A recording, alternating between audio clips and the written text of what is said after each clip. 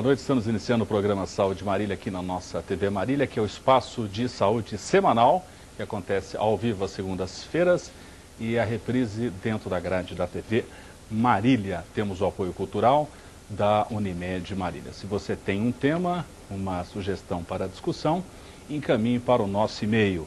Anote aí o nosso e-mail, saudemarília@unimedmarília.com.br. Discutimos o programa com ética profissional. O tema separado nessa noite é um tema muito importante dentro da área da imunologia. O tema alergia respiratória. Alergia é uma situação na qual o organismo apresenta uma resposta imunológica de defesa diferente da resposta protetora esperada, causando alterações indesejáveis. No Brasil, cerca de 35% da população sofre de doenças alérgicas, entre as quais a asma, que atinge quase 16 milhões de pessoas e é a quinta maior causa de internações pelo SUS. Para a discussão desse tema, alergia respiratória, o Saúde Marília convidou nessa noite o Dr. Zamir Calamita, chefe da disciplina de alergia e imunologia da FAMEMA. Boa noite, doutor Zamir, pela primeira vez aqui no nosso programa, e perguntamos as causas. A alergia respiratória tem origem multifatorial? Boa noite. Boa noite, Milton. Boa noite a todos os espectadores. A alergia, se sabe que ela provém de, basicamente, três aspectos fundamentais, né? Existe a questão genética, que tem um grande peso. Existe o fator ambiental, que atuaria em cima do fator genético. O fator genético é aquele fator que você nasce com ele é hereditário, você adquire isso dos seus pais. Então, você tem aquela predisposição genética. A partir desse momento, se você for submetido a algumas situações ambientais propícias ao desencadeamento da alergia, você pode vir a desenvolver o quadro alérgico. E logicamente, como toda doença em medicina, hoje nós nem falamos em doenças, nós falamos em doentes. Então existe também a questão emocional que está toda, vamos dizer assim, gerenciando todo esse quadro. Quais os alérgenos mais comuns ou mais prevalentes que levariam à alergia? Em relação aos alérgenos, principalmente em se tratando das alergias respiratórias, estão envolvidos principalmente a gente chama os aeroalérgenos. São aqueles alérgenos que nós estamos em contato através principalmente das vias aéreas. No caso do nosso país, que é um país de clima quente, nós temos frequentemente as alergias que a gente chama de perenes. Essas alergias perenes, normalmente ocorrem durante o ano todo. Elas estão muito relacionadas aos alérgenos ambientais presentes principalmente na poeira doméstica. É um componente importante para o nosso meio. Por exemplo, é diferente das alergias que acontecem frequentemente nos países setentrionais, nos países de clima frio, ou mesmo no nosso país, nas regiões mais frias, lá no sul, em que existe, por exemplo, época de polinização nos períodos da primavera. Então você teria a importância também desses alérgenos dos pólens, e você teria então o que a gente chama de alergia sazonal, né, que seriam mais relacionados a determinados climas, a determinados períodos do ano. Agora além dos aeroalérgenos, que são as substâncias que nós estamos inalando, nós temos também os alimentos. Existem, principalmente em crianças, quadros alérgicos respiratórios desencadeados inclusive por alimentos. Em adultos são situações mais raras. Em adultos os alimentos não são preponderantes. A rinite alérgica tem uma prevalência em torno de 15 a 20% da população mundial e a asma brônquica também, uma alta percentagem. Essas são as queixas motivadas por essas doenças que mais levam os pacientes ao ambulatório da faculdade e aos consultórios de uma maneira geral? Exatamente. As alergias respiratórias, elas englobam basicamente as duas formas de apresentação. Na verdade, a gente poderia dizer que a alergia respiratória é um todo, porque o epitélio, a mucosa que recobre as nossas vias aéreas altas, que estariam relacionadas às narinas, a mucosa alta aqui da laringe, da faringe, ela tem uma continuidade com a mucosa das vias aéreas ditas baixas, que seria, na verdade, os brônquios, que estariam relacionados ao pulmão. Só que a gente costuma fazer essa diferença, você costuma chamar as alergias, quando ela acomete as vias mais altas, geralmente elas se caracterizam por problemas mais nas vias nasais, então nós chamamos de rinite alérgica. Só que, em geral, você tem seria uma continuidade com as vias aéreas mais baixas. Então, a asma, que é a denominação dada para alergias respiratórias com acometimento pulmonar, na verdade é um contínuo de todo um quadro, de um processo alérgico envolvendo toda a via aérea. A história familiar, Dr. Zamir, é extremamente importante, tanto na rinite alérgica quanto na asma brônquica?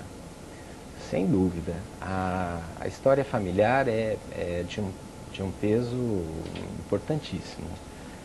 Nós até chamamos o quadro, quando existe essa tendência hereditária, familiar, a gente costuma chamar essas alergias que a gente costuma dizer que existe um componente de atopia até, né? Uma denominação, que seria todo esse quadro, esse componente hereditário familiar.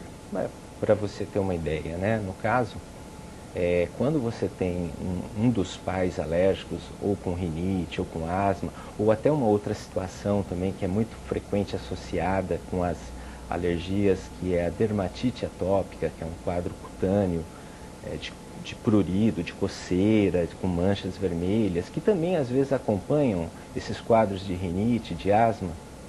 E quando você tem um dos pais da criança com um quadro alérgico desse tipo, rinite, asma, a chance de uma criança apresentar um quadro alérgico é em torno de 30% até mais, podendo chegar até 50%.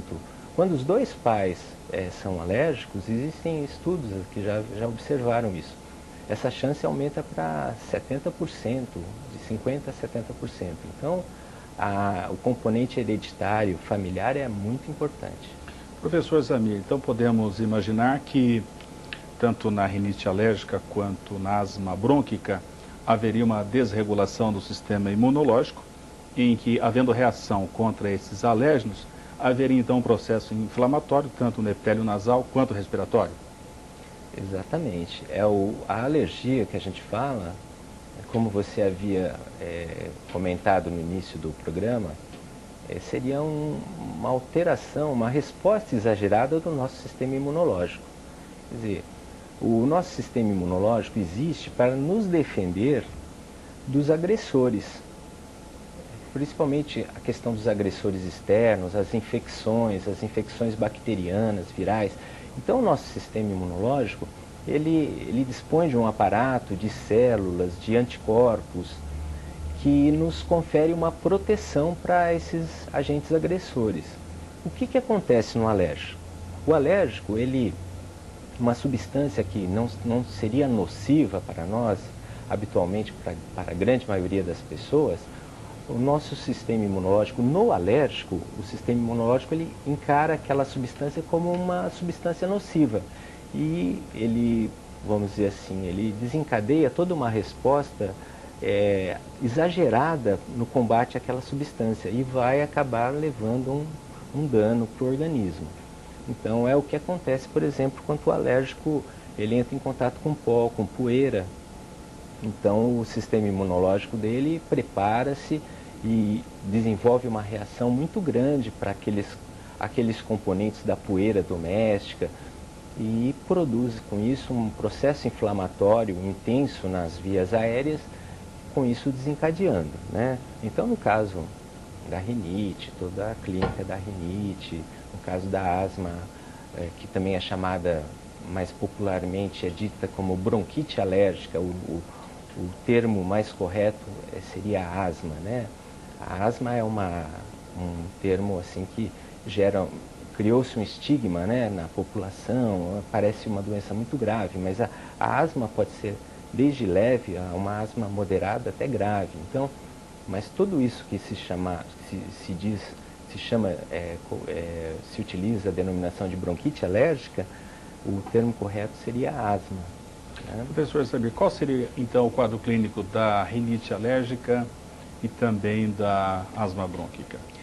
Pois a rinite alérgica é muito interessante essa pergunta que você está fazendo, pelo seguinte, porque às vezes as pessoas confundem muito. Os quadros de alergia respiratória, às vezes para a pessoa que não conhece direito, pode passar confundido como um quadro de uma infecção, de um resfriado. Então é muito comum a pessoa chegar, o doente, falando: doutor, eu tenho toda hora resfriado. Então isso aí pode já denotar um quadro de uma alergia. Então o que seria? A rinite, ela envolve alguns sintomas principais, básicos, que seria o quê? A coceira no nariz, principalmente é bom falar que existem vários tipos de rinite, mas vamos nos ater mais à questão da rinite alérgica, né? No caso da rinite alérgica, a coceira no nariz, que a gente chama o prurido nasal, os espirros, a coriza, quer dizer, e a congestão nasal, a obstrução nasal, seriam os sintomas principais. No caso da asma, o que você teria, basicamente, seria a tosse, um sintoma muito frequente, a dispneia, que seria a falta de ar, os sibilos, que a gente conhece como chiado de pulmão, aquele chiadinho do gato, e a opressão torácica, a sensação de aperto no peito. Esses seriam os sintomas principais da asma. Professor Samir, o diagnóstico seria feito em cima da história clínica e do exame físico? Exatamente. Como tudo em medicina, como toda doença, principal, o mais importante é a história e o exame físico. Isso aí vamos dizer, 99%, 90% para você fazer o diagnóstico. Aí você vai complementar essa sua história, esse seu exame físico, com alguns exames que podem ajudar a não só a confirmar o diagnóstico, mas também esses outros exames, às vezes eles servem para você afastar outros diagnósticos que poderiam ser semelhantes. Então eles servem, a gente fala, fazer o diferencial, o diagnóstico diferencial, né? E o exame complementar também ele ajudaria a definir o causador da alergia. Por exemplo, no caso das alergias respiratórias, você pode fazer, por exemplo, a complementação com testes alérgicos que poderiam ajudar no diagnóstico. Esses testes são feitos para se provocar uma reação imunológica na possibilidade de se detectar o possível alérgeno? Exatamente. Os testes que são feitos rotineiramente a nível de consultório, você pode fazer tanto testes cutâneos quanto testes laboratoriais. Os testes cutâneos, eles ajudam muito. Por quê? Porque o que você faz? O teste cutâneo, você pesquisa através dos diversos alérgenos, você utiliza extratos e você aplica na superfície da pele. É um teste totalmente inócuo, ele é um teste que, se você fizer com todos os cuidados necessários, com todo o que é exigido na hora da aplicação, ele pode ajudar você com a realização desse teste a definir melhor o que está causando a alergia.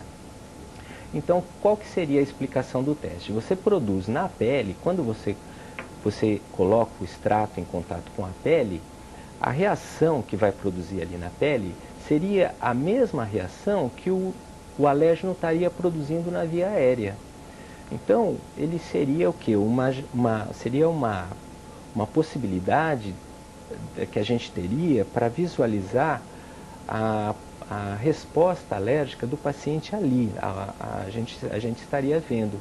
Então, você colocando os diversos, ou pelo menos os extratos cuja composição se suspeita que seja a causa da alergia, você pode definir melhor o que estaria causando a alergia, o que estaria desencadeando a alergia. Isso é importante, por quê? Porque isso vai permitir que você faça uma orientação muito melhor para o paciente, não só para ele evitar aquelas situações que estão produzindo a alergia, mas também poderia até possibilitar uma outra forma de tratamento, que seria a imunoterapia, que é uma possibilidade também de tratamento para o alérgico. Professor Zamir, esses testes são feitos uma única vez ou em várias sessões até se detectar o possível ou os possíveis alérgenos envolvidos? Normalmente você faz esse teste numa única vez. É um teste muito rápido, muito simples. Em questão de meia hora você já define o que estaria causando a alergia. Além da história, exame físico e dos testes cutâneos, a dosagem de algum anticorpo, uma imunoglobulina no sangue sérica, ajuda também a compor o diagnóstico, fechar o diagnóstico? Sim, existe o anticorpo da alergia, que a gente chama, que seria, o nome é IgE, imunoglobulina E. Você poderia fazer a dosagem desse anticorpo no sangue, e existe alguns anticorpos específicos para algumas substâncias, esse mesmo anticorpo, essa IgE, que poderia também ser dosada no sangue. Saúde Marília está discutindo nessa noite alergia respiratória com a presença do professor Dr. Zamir Calamita, chefe da disciplina de alergia e imunologia da FAMER. Nós vamos ao nosso intervalo e voltaremos a seguir.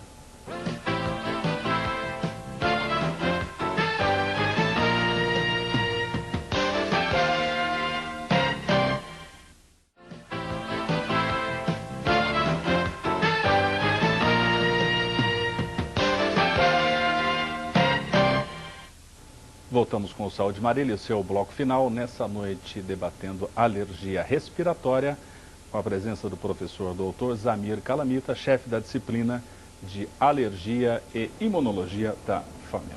Nesse último bloco, vamos falar do tratamento tanto da rinite alérgica quanto da asma brônquica. Professor Zamir, inicialmente, se afastar dos possíveis alérgenos causadores, seria esse o início do tratamento? Exatamente. O tratamento da alergia, nós poderíamos dizer que ela está apoiada num tripé. A primeira coisa seria você afastar do que está te causando a alergia. Essa é a primeira medida. É sempre tentar se afastar do agente causador. No caso da alergia respiratória, você vai definir se, no caso, a poeira, a poeira doméstica, o que está causando. O outro ponto a se buscar é o tratamento medicamentoso. Existem várias possibilidades de medicação que você poderia estar utilizando. E o terceiro aspecto fundamental, que teria até uma característica a mais, é a imunoterapia, também conhecida como vacina. A imunoterapia, no caso, seria, acredita-se, os estudos, as pesquisas, seria o único tratamento que conseguiríamos mudar o curso natural da doença. Quer dizer, nós poderíamos ter a expectativa até da cura do quadro alérgico através da imunoterapia. Geralmente, o controle ambiental, o tratamento medicamentoso, nós conseguimos um controle da doença. Então seriam os 3 aspectos fundamentais: o controle ambiental, a medicação e, no caso, a imunoterapia. Na rinite alérgica, quais seriam as drogas farmacológicas, depois dessas medidas iniciais, em que o profissional médico orienta o paciente? Em relação à rinite alérgica, existem algumas classes de medicações que poderiam ser utilizadas. Existem, dependendo do grau da rinite, da intensidade da rinite e do componente clínico que predomina, no caso, você pode optar por uma determinada medicação ou por uma outra classe de medicação. Então, se você tiver, por exemplo, um processo congestivo, uma rinite que é muito caracterizada por obstrução nasal, dificuldade de respiração, você vai optar por uma determinada classe de medicação. Se você tiver, por exemplo, um quadro mais de prurido, de coceira, de espirro, você pode optar por uma outra classe de medicação. De uma forma geral, o tratamento medicamentoso da rinite envolve os antihistamínicos, que são os conhecidos antialérgicos, e eles podem ser utilizados tanto oralmente, quer dizer, eles podem ser ingeridos, ou topicamente. Existem antihistamínicos de uso tópico. Você tem também a possibilidade, no caso, classes de medicação, são chamados os cromoglicatos, que é uma medicação que também você pode utilizar nesses quadros. Para quadros até mais intensos, você pode lançar a mão dos corticoides, mas aí vale uma ressalva, porque a gente fala corticoide, mais conhecido popularmente como cortisona, é uma medicação de muitos efeitos colaterais. Só que hoje nós temos a disponibilidade de corticoides tópicos nasais, de uso tópico. E esses corticoides de uso tópico, eles têm uma absorção muito pequena, e isso faz com que a gente possa utilizá-lo de uma forma muito segura, com uma chance mínima de efeitos colaterais. Inclusive, pode ser utilizados até em crianças. Então, são medicações de uso hoje muito segura. Existem vários tipos de corticoides tópicos.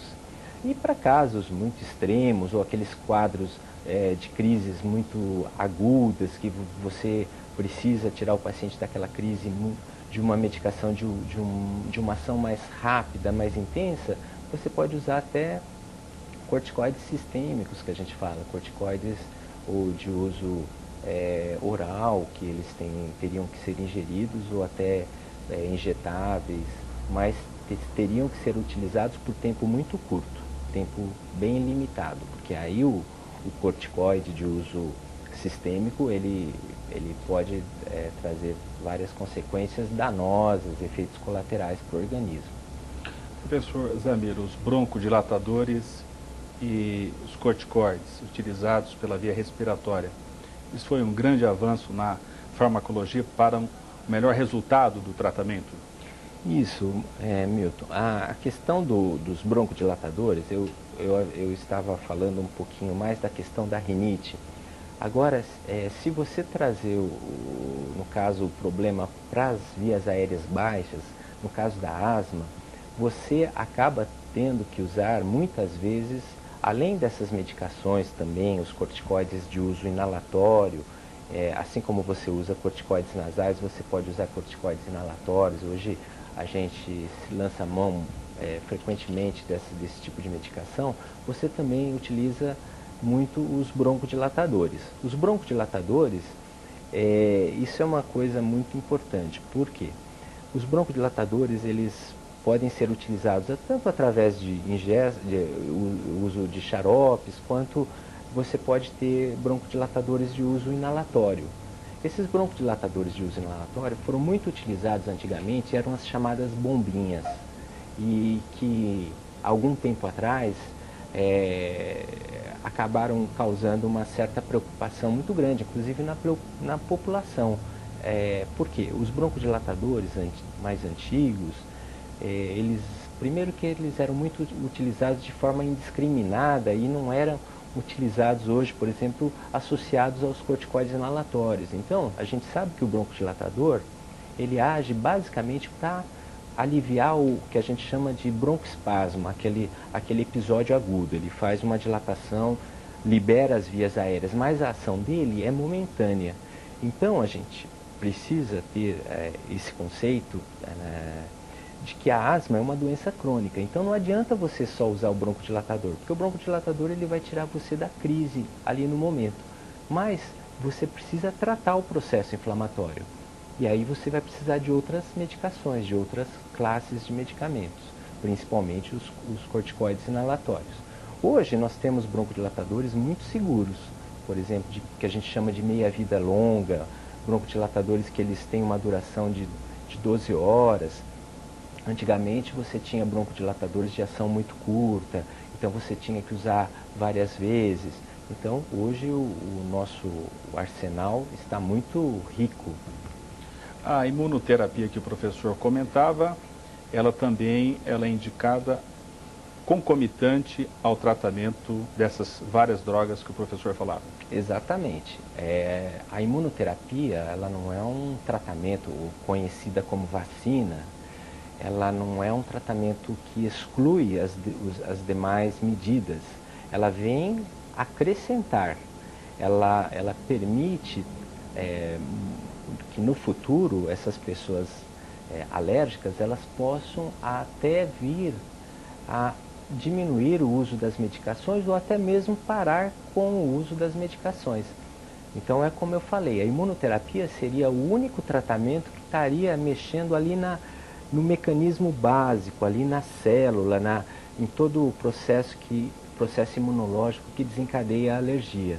Então a imunoterapia ela vem acrescentar, ela vai talvez permitir até que o paciente obtenha uma não necessidade de uso futuro de medicação. Gostaria que o professor Zamir comentasse o fato da rinite alérgica e da asma brônquica serem doenças crônicas em que o tratamento visa, na verdade, a melhora da qualidade de vida dessas pessoas, pois a cura, muitas das vezes, não se consegue com o tratamento. Exatamente. Esse problema é a qualidade de vida. Hoje, a medicina é o que a gente mais preza, é a questão da qualidade de vida. A asma, no caso, a rinite, muitas vezes elas trazem um transtorno muito grande para o paciente. O paciente sofre muito com isso, porque o paciente com rinite, ele está toda hora espirrando, ele está toda hora com coceira no nariz, com congestão nasal, ele vai dormir, o nariz fica tampado, congestionado, então ele começa a respirar, fazer uma respiração bucal, respiração com a boca aberta. Isso vai levar a infecções de garganta, porque ele começa a respirar pela boca. O nariz tem uma função primordial de aquecimento, de umidificação do ar. Então, a qualidade de vida do paciente com rinite, ele entra em contato com qualquer substância que causa a reação, ele já se sente mal. A asma, nem se falar, pior ainda, porque a asma, além da questão do mal-estar, muitas vezes, dependendo da gravidade da crise, o paciente tem o risco até de vida, de morte mesmo. Se ele tiver um broncoespasmo, um processo de fechamento dos brônquios, e ele pode até não conseguir respirar, precisar ir correndo para o pronto-socorro e ter que se fazer medidas mais agressivas ali. Então, esse constante medo, essa constante preocupação perante as situações que ele pode enfrentar e perante as crises que ele pode vir a ter, faz com que o paciente viva sob um constante estresse. Então, essa questão da qualidade de vida, a alergia é um problema que às vezes não é valorizado, mas realmente tem uma repercussão muito grande na questão. Falávamos no início do programa da asma como uma das doenças que mais provoca internações pelo SUS. E gostaria que o professor comentasse a disciplina de alergia e imunologia da FAMEMA e os ambulatórios que poderiam atender tanto a rinite alérgica quanto a asma brônquica. Certo. Nós temos um ambulatório lá na Faculdade de Medicina que é feito às terças-feiras pela manhã. Esse ambulatório, no momento, sou eu que estou fazendo. Ainda existe bastante coisa a ser feita no ambulatório. Nós ainda não estamos com todos os meios disponíveis para que possamos fazer a especialidade de uma forma plena. Então, no momento, nós atendemos aos pacientes que geralmente são encaminhados da rede básica, dos postos de saúde, das unidades básicas, e damos atendimento a todos os quadros alérgicos, tanto respiratórios quanto alergias também cutâneas, alergias de pele. No momento, não contamos ainda com testes para que possam ser efetuados no ambulatório. Ainda nós não temos essa disponibilidade, nem dos testes, nem das vacinas.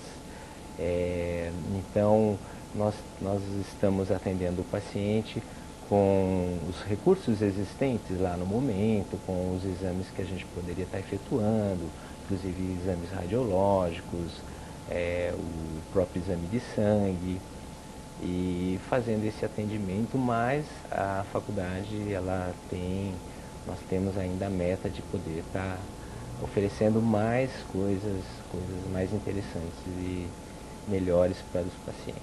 Estamos chegando ao final do Saúde Marília e deixamos o professor Zamir para suas considerações finais, agradecimentos finais nesse tema rinite alérgica, a medicina baseada em evidências.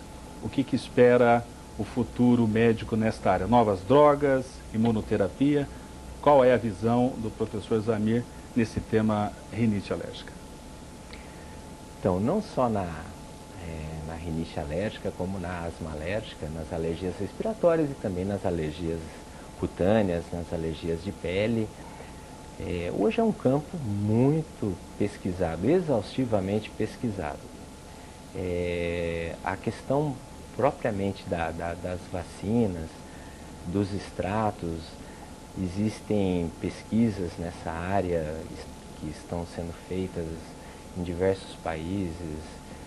A questão da qualidade das vacinas, da qualidade dos extratos utilizados nos testes, são coisas que estão se utilizando técnicas cada vez mais avançadas, inclusive com a utilização da própria biologia molecular,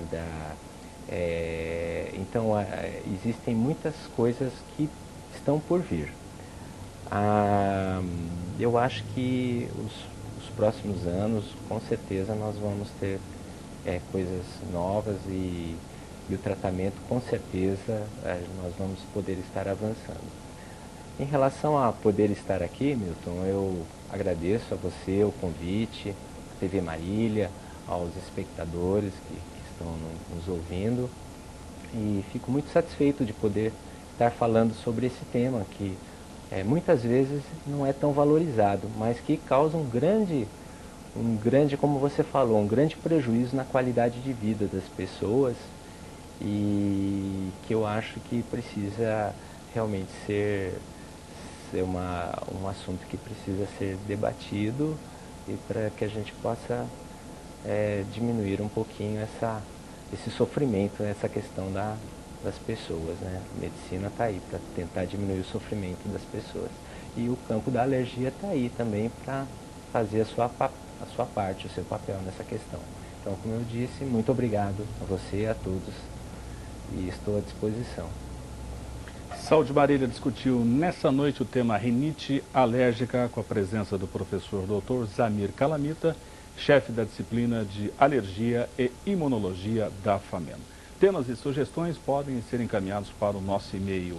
Anote aí o nosso e-mail, saudemarília@unimedmarília.com.br. Temos o apoio cultural da Unimed Marília. Cuidar da sua saúde é melhorar sua qualidade de vida. Boa noite.